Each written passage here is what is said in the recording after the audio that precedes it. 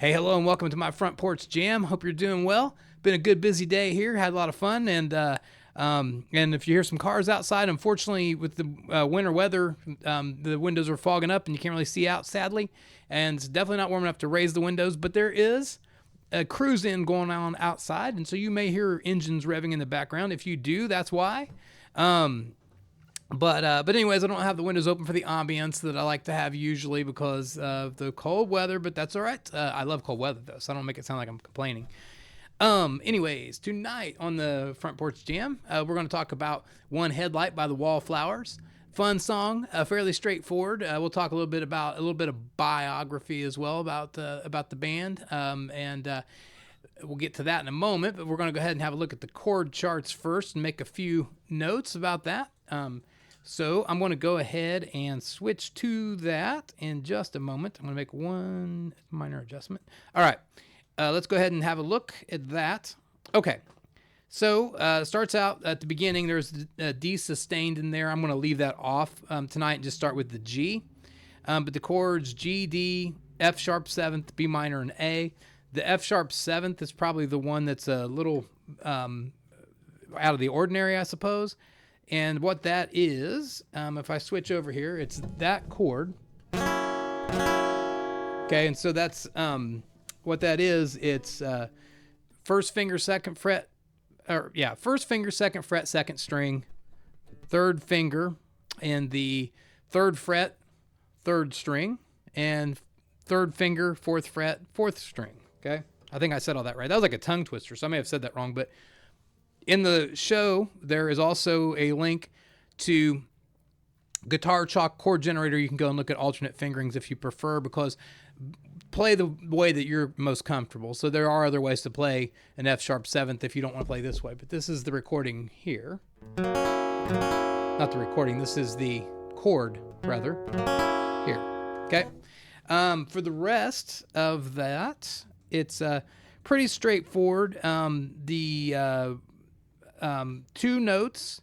One is as you are in the chorus, the last line of the chorus, we can drive it home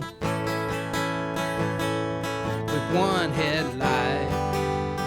So it's I do a 4 count there on the A before I say with one headlight. So we can drive it home, 2, 3, and 4, one headlight. That feels about right when you're playing alone. That's the way I feel. And I think on the recording I counted it out and it was actually 6 strums there, so I suppose I'm deviating from the norm, but it just felt awkward when I was playing it that way, so I just decided to adjust to make it a little shorter. Maybe it's just because playing guitar by yourself, it comes across a little different or whatever.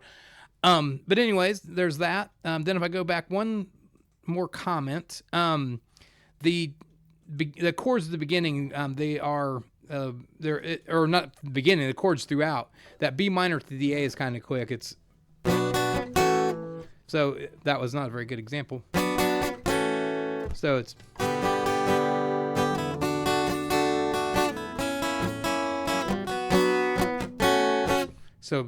it's sort of fast there at the end. It kind of makes a little quicker change than the other chords. So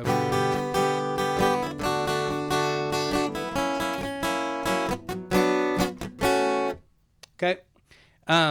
Faster or slightly different pattern. I'm not sure exactly which, but listen to the recording or check out the jam here in a few, and we can and you'll see what I'm talking about. So I think that's about it. There's not a lot to go over on this one. So let's go ahead and give it a shot, and then afterwards we'll talk a little bit about the bio and the history behind the song. So here we go.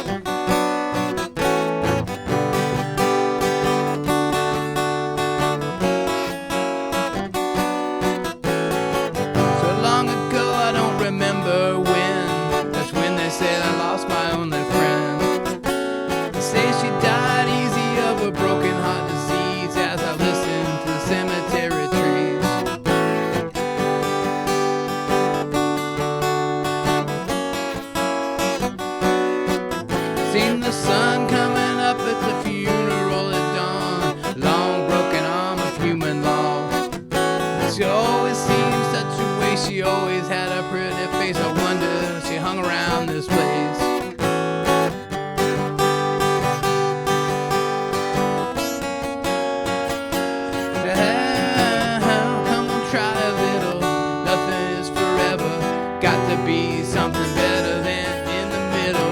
Me and Cinderella put it all together and we can drive it home with one headlight.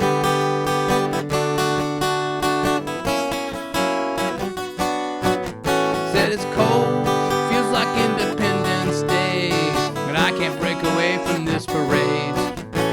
There's got to be an opening somewhere here in front of me through this maze of ugliness and greed.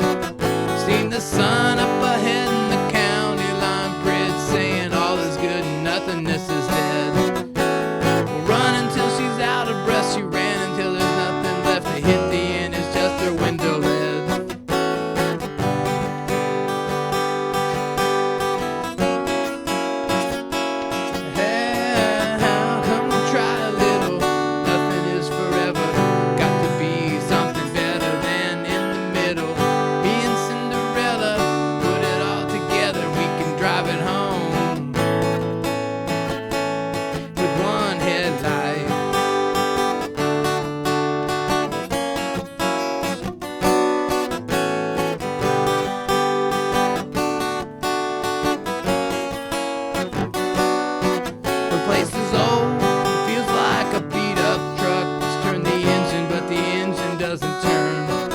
Smells of cheap wine and cigarettes. This place is always such a mess. Sometimes I think I like to watch it burn.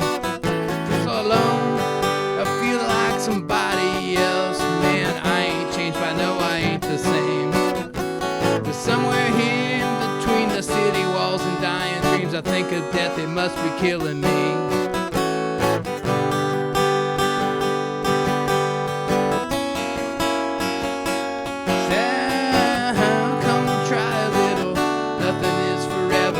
Got to be something better than in the middle. Me and Cinderella put it all together. We can drive it home with one headlight.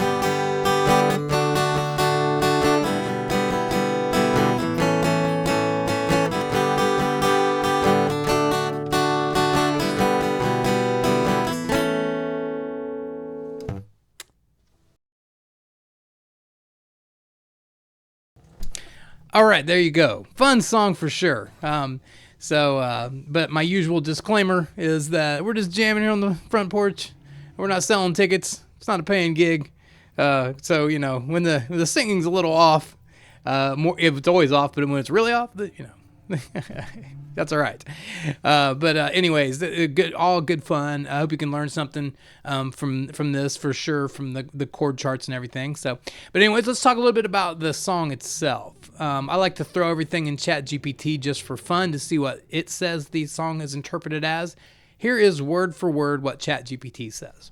The song lyrics tell the story of someone reminiscing about a past love and loss. The narrator reflects on a time long ago when they lost their only friend, presumably a woman named Cinderella. The lyrics describe her death and funeral, suggesting that she may have died of a broken heart. The narrator expresses confusion about why she stayed in a place that seemed to be a waste. Despite the somber tone, there's a sense of hope as the narrator and Cinderella strive for something better, symbolized by the metaphor of driving home with one headlight. The lyrics also convey a feeling of loneliness, and the narrator feeling like somebody else and contemplating the changes within themselves. Overall, the song explores themes of loss, nostalgia, and the search for something more meaningful in the face of adversity. So, that song was written by the Wallflowers. It's performed by the Wallflowers, written by Jakob Dylan. The song is a metaphorical reflection on the death of ideas expressed through the challenges Jacob faced while forming the Wallflowers and his desire for respect and support. Jacob, son of Bob Dylan, intentionally distanced himself from his father's legacy, facing the struggles of the music industry to achieve success. And despite distancing yourself, if your last name is Dylan and you look just like your dad, Bob Dylan, that doesn't hurt in the music business. That's what I think. But anyways, the song is part of the album Bringing Down the Horse, and it marked a turning point for the Wallflowers after their initial album's commercial failure. With T-Bone Burnett producing, the band found success, winning a Grammy for Best Rock Performance. Jacob's admiration for Bruce Springsteen is evident in the song, with nods to Springsteen's Independence Day and One Step Up. Springsteen even joined the Wallflowers for a performance at the MTV Video Music Awards in 1997. Despite the initial success, the Wallflowers faced challenges in subsequent albums, and Jacob pursued solo projects.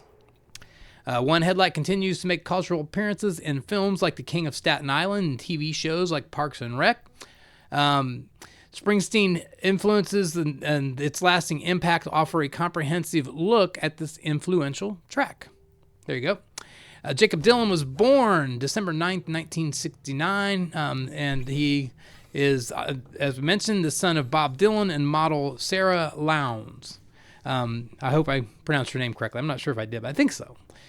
He gained fame as the lead singer and primary songwriter for the rock band The Wallflowers. Jacob started his musical journey in indie bands before forming The Wallflowers in 1989. The band achieved success with other songs such as 6th Avenue Heartache as well as One Headlight. The latter winning 2 Grammy Awards and earning a spot on Rolling Stone's list of the 100 greatest pop songs. Nice, huh? Growing up in Greenwich Village and later moving to Los Angeles, Jacob was exposed to English rock records, particularly influenced by bands like The Clash. His interest in music led him to play guitar in various high school bands, including one with future Wallflowers bandmate Toby Miller. Despite briefly attending Parsons School of Design in New York, Jacob dropped out to pursue a musical career back in Los Angeles. So, there you go. A little bit of song and artist facts as well. So, anyways, hope you have a nice evening, afternoon, wherever you may be, and I will talk to you later. Bye-bye.